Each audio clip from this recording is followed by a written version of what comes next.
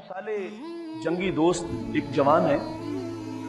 ये अपने शहर से कहीं दूर वीराने में या दूर जंगल में किसी दरिया किनारे जाके बैठ गए और अल्लाह की इबादत में लग गए। जो पास तोशा था वो खत्म हुआ, अल्लाह की इबादत में लगे हैं, लेकिन पेट की आग बुझाने के लिए पास खाने पीने के लिए कोई चीज नहीं। इस जवान ने चारों तरफ नजर उठाई तो हर तरफ भूख का आलिम था।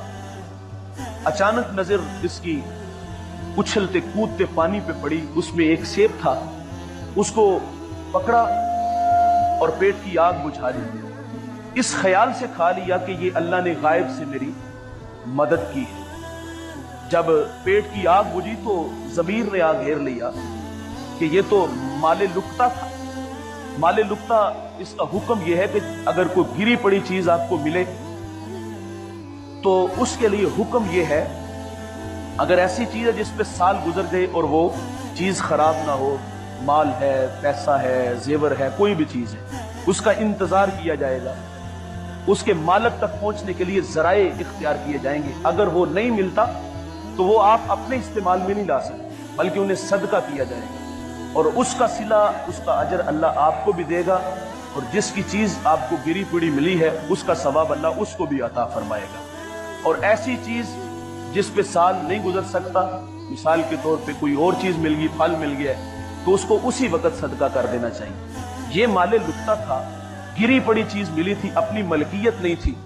और वैसे भी एहतियात इसी में है कि अगर आपको थोड़ी सी आवाज कम कर दें, अगर आपको कोई ऐसी चीज मिली है तो आप गुजरते देख रहे हैं तो आप उसको उठाएं ना, क्योंकि वो चीज आपकी नहीं, वो आपकी मलकियत नहीं। लेकिन हमारे मिजाज बड़े अजीब से हैं, इस पे अगर बात करूं तो लंबी हो जाएगी। खैर, उस जवान को वो सेब मिला, खा लिया।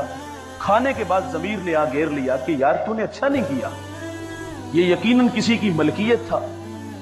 आप उन्हीं कदमों से वापस पलटे। काफी लंबा सफर करके आए तो एक जगह देखा पानी में कुछ शाखें लटकी हुई हैं और आपको यकीन हो गया कि इसी बाग से टूट करके ये सेब मेरे तक आया है और मैं इससे माजरत कर लेता हूं। अबू साले ने, वहां एक खादिम काम में लगा था, कहा मैं बाग के मालिक से मिलना चाहता हूं। तो उसने अपने बाग के मालिक से मुलाकात करवाई तो कहा मैं इसकी कीमत अदा नहीं करने आया, दे सकता हूं, एक सेब की कीमत क्या होगी, बल्कि मैंने ये गलत किया है, मैं इसकी सजा भुगतने आया हूं। जो सजा आप मुतय्यन करोगे मुझे वो कबूल है। यार, इस सेब की सजा कितनी होनी चाहिए? ठीक है, आप मेरे बाग को पानी दो, एक दिन यहाँ गोडी करो, इतना ही कह देते। लेकिन वो बुजुर्ग जो थे उन्होंने भी देख लिया इसकी पेशानी में वलायत का नूर है, ये कोई आम बच्चा नहीं, सादतमंद बच्चा है। तो कहा बेटे इसकी सजा ये है कि 1 महीना या इससे कुछ दिन ज्यादा, उन्होंने कहा, मेरे बाग को पानी देना है, इसकी देखभाल करनी है। एक दफा बाग के मालिक ने कहा जाओ सेब तोड़ के लाओ। वो तोड़ के लाए तो पेश किए, कहा तुझे अभी तक यही नहीं, तो पेश किए, कहा तुझे अभी तक यही नहीं पता चला कच्चे किस तरह के होते हैं, पक्के किस तरह के होते हैं। तो आप फरमाते जब से वो सेब खाया है उस दिन के बाद मैंने कभी तेरे बाग की जो है वो दरख्तों की तरफ कभी नजर उठा के नहीं देखी। तो खैर, वो एक, उन्होंने कहा 2 सजाएं हैं, एक पानी देना होगा, बाज लिखती है 12 साल, बाज कहते 1 माह, जितनी भी देर थी, और उसके बाद दूसरी सजा तुम्हें सुनाऊंगा। कहा मैं तैयार हूं। पानी देते रहे। कहा अब मेरी दूसरी शर्त यह है कि मेरी एक बेटी है, वो आंखों से नाबीना है, हाथों से पकड़ नहीं सकती, कदमों से चल नहीं सकती, समात उसकी कायम नहीं, तुम्हें उससे निकाह करना होगा, उस बदसूरत बेटी से। वो जवान चांद से भी ज्यादा खूबसूरत था।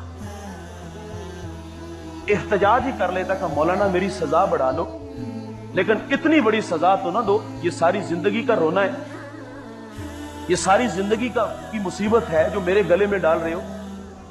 जहां साल किया है वहां 2 साल और बढ़ा लो, लेकिन इतना बड़ा जुल्म ना करो, जो देख नहीं सकती, जो चल नहीं सकती, जो सुन नहीं सकती, वो मेरे निकाह में दे रहे हो। बिल्कुल कोई ऐसी बात नहीं। ये आखिरत पे यकीन था कि कयामत का दिन रब को क्या मुंह दिखाऊंगा, इस गुनाह की सजा मिलेगी। उस सजा को भुगतने के लिए दुनिया के इम्तिहान से गुजरते हैं। कहा मुझे ये भी सजा मंजूर है। दोनों का निकाह हुआ, आप गुजरे और उसी में गए। जब अंदर दाखिल हुए तो अंदर एक खूबसूरत आरास्ता पैरास्ता नौजवान लड़की थी। आंखों में रोशनी है, कानों में समात का शोर है और हुस्न की परी पैकर है। देखा और उन्हीं कदमों से वापस पलट आई और अपने ससुर से कहा कि मुझे आप किसी नई मुसीबत में डालना चाह रहे हैं। कहा क्या हुआ? कहा मेरी बीवी जो मेरे निकाह में आपने दी है वो देख नहीं सकती, वो सुन नहीं सकती, वो चल नहीं सकती। ये देख भी सकती है, ये सुन भी सकती है, ये चल भी सकती है। तो वो फरमाते बेटे यही तेरी मनकूहा है।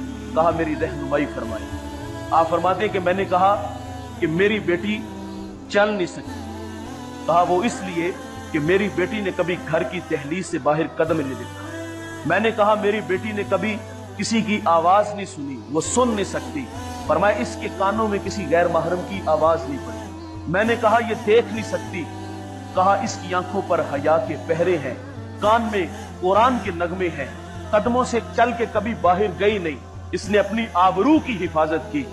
दोस्ताने अजीज, वो बेटी उम्मुल खैर फातिमा इतनी साले पर्दादार बेटी और वो जवान मुत्तकी परहेजगार, एक छोटा सा जुर्म और उस पर इतनी बड़ी सजा भुगतने वाला, जवानी के कीमती अय्याम उसकी राहों में गुजारने वाला, दोनों का मेलाप हुआ।